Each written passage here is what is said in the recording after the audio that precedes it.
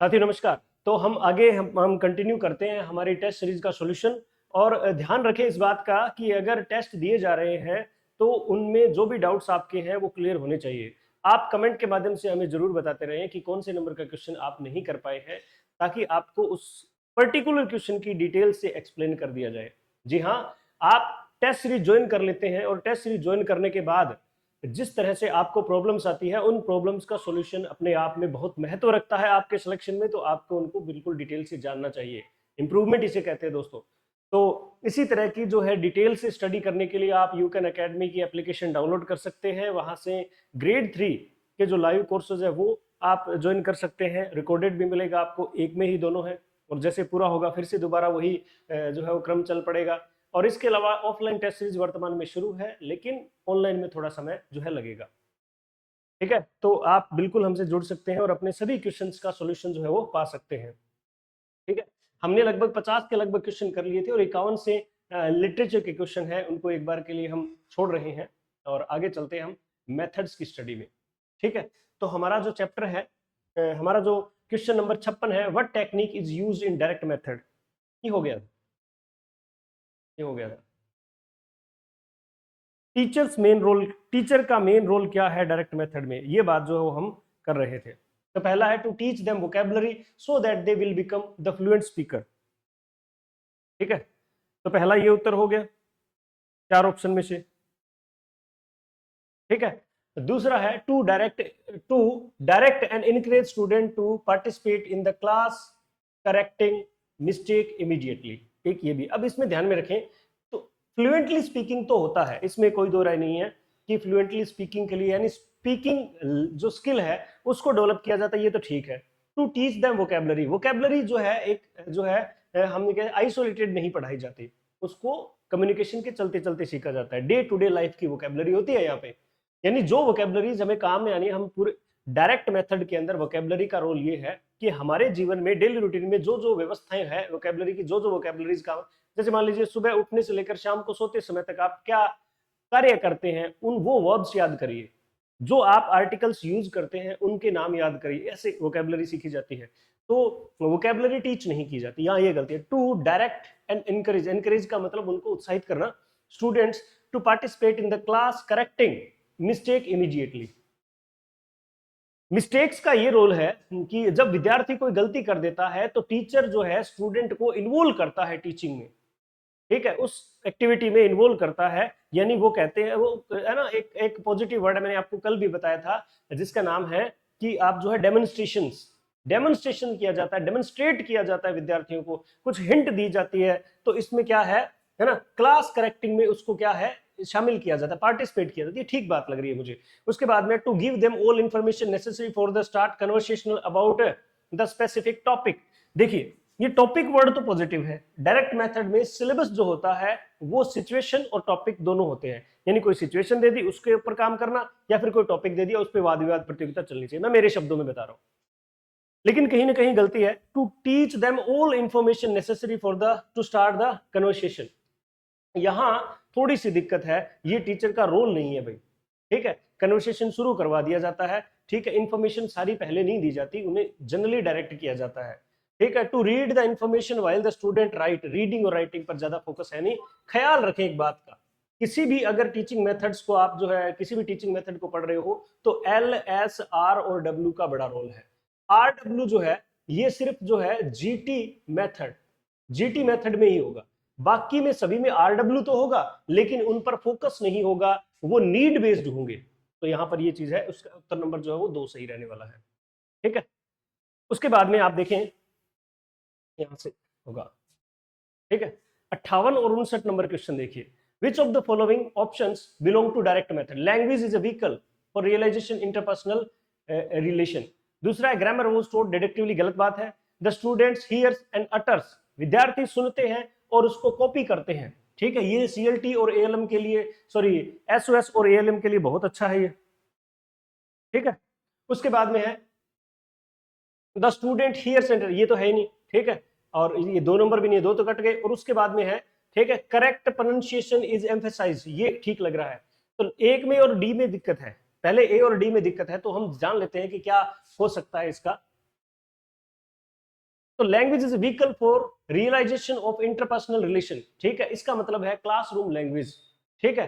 पूरी भाषा को पढ़ने के लिए क्लासरूम लैंग्वेज क्या होती है, तो इंग्लिश होती है, इसमें भी कोई दो नहीं है, ठीक है। लेकिन इसमें थोड़ा सा जो है इंटरपर्सनल रिलेशंस, ठीक है, ये शब्द मुझे थोड़ा सा नेगेटिव लग रहा है। Language the vehicle of the classroom, ये सीएलटी की लाइन है, सीएलटी का ये इफेक्ट है कि लैंग्वेज इज द व्हीकल, है ना, टू, है ना, ऐसे कह सकते हैं कि टू कंप्लीट द कन्वर्सेशन या फिर to run the class, class को चलाने का एक व्हीकल यानी माध्यम क्या हो जाएगा, लैंग्वेज। ये सेम की सेम लाइन जो है यहां तक, ठीक है, इंटरपर्सनल रिलेशनशिप से छोड़ दे तो ये सीएलटी की लाइन है। यहां पर लैंग्वेज को जो इंग्लिश लैंग्वेज जो है क्लासरूम लैंग्वेज होती है, इसमें कोई दो राय नहीं है, लेकिन कहीं ना कहीं थोड़ा सा इसमें आप जो गलती पाएंगे, करेक्ट प्रोनाउंसिएशन थ्रू डेमोन्स्ट्रेशन, ये इसका बहुत ही बड़ा पॉइंट है।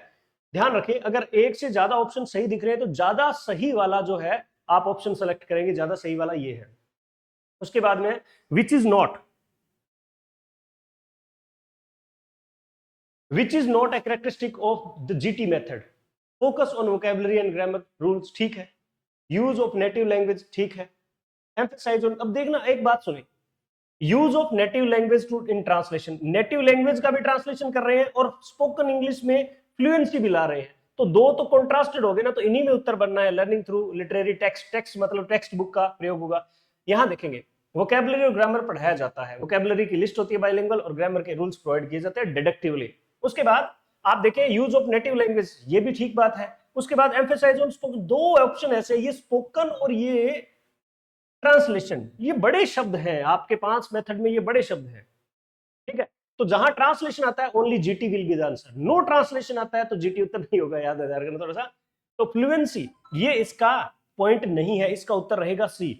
और लर्निंग थ्रू टेक्स्ट का मतलब होता है use of text book, GT method को, है ना, टेक्स्ट बुक ओरिएंटेड मेथड भी कहते हैं।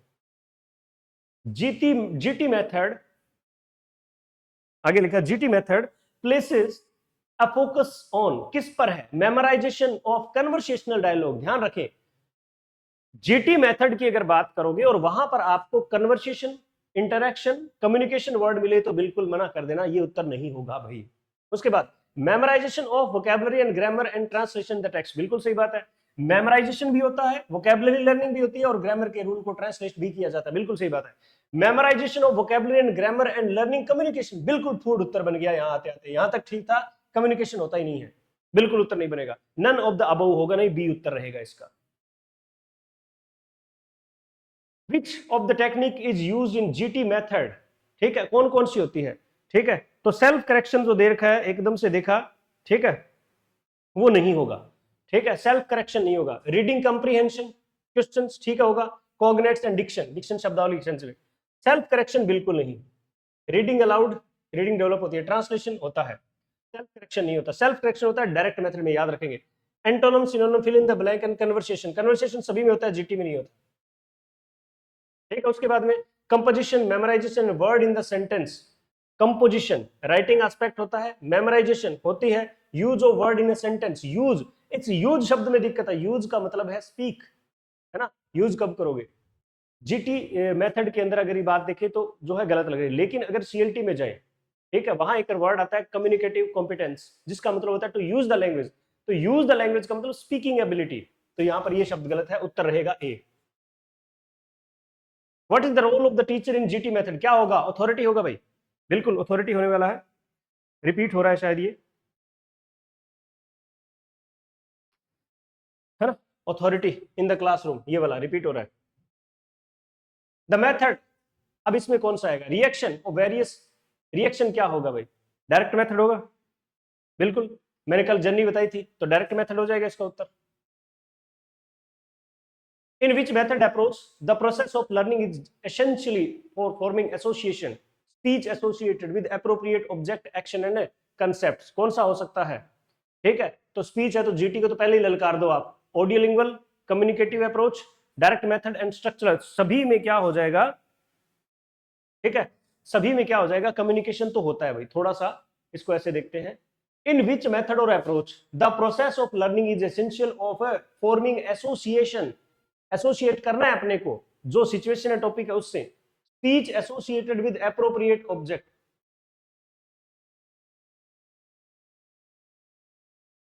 Speech associate with appropriate object action and concept, थोड़ा सा मिलता जुलता किससे, कम्युनिकेटिव अप्रोच और, ठीक है, डायरेक्ट मेथड, दोनों में मिलता जुलता है ना। मुझे थोड़ा सा इसको दिक्कत लग रही है भाई। ऑब्जेक्ट एक्शन कंसेप्ट चेकआउट करेंगे इसको एक बार के लिए, छोड़ देंगे इसको। When a student makes a mistake, the teacher will use the self correction technique to help him. What are the example of self correction techniques? क्या है? Collect the mistake for later. When the student finish the speech, the teacher show what is wrong and ask for the correct way. ये जो point होता है वो किसका होता है? ये होगा सीएलटी का। सीएलटी में क्या होता है, जब कम्युनिकेशन चल रहा होता है तो उसके माध्यम से टीचर क्या बोलेगा कि आप कम्युनिकेशन चलने दीजिए, उनको जो है एरर्स आर टॉलरेटेड, जो है एक लाइन आती है, एरर्स को टॉलरेट किया जाता है, मतलब उनको सहन किया जाता है। सर ऐसे क्या नहीं रे, एरर्स आर टॉलरेटेड का मीनिंग होता है एरर्स आर इग्नोर्ड। जब विद्यार्थी गलतियां करता है तो उसको इग्नोर किया जाता है, और बाद में जब वो एक्टिविटी पूरी हो जाती है, वो एक्टिविटी पूरी हो जाती है कम्युनिकेशन की, उसके बाद में वो क्या है, लिस्टिंग की जाती है, उसकी टीचर कर लेता है साथ साथ, और बाद में उसको करेक्ट किया। सीएलटी की लाइन है ये, give them choice, one with the what they said and another with the correct version. मैंने कल आपको कुक्ड और कुक्ड बताया था, तो एक चॉइस दे देता है टीचर और कहता है कि एक तो वो जो उसने बोला था गलत वाला, और एक सही वाला दे देता है। फेशियल एक्सप्रेशन, मरो थपड़े बकवास करे, ऐसे जस्ट दे से राइट वर्जन नहीं। तो सेल्फ करेक्शन का मतलब है विद्यार्थी सेल्फ खुद करे, खुद क्या करेगा, करेक्ट करेगा, तो बी ऑप्शन सही है। तो भी आएगा, याद करने वाली बात है, ठीक है। एलिजाबेथन एज के क्वेश्चंस आगे, उसके बाद चलते हैं ग्रामर पर सीधे डायरेक्टली ग्रामर पर चलते हैं।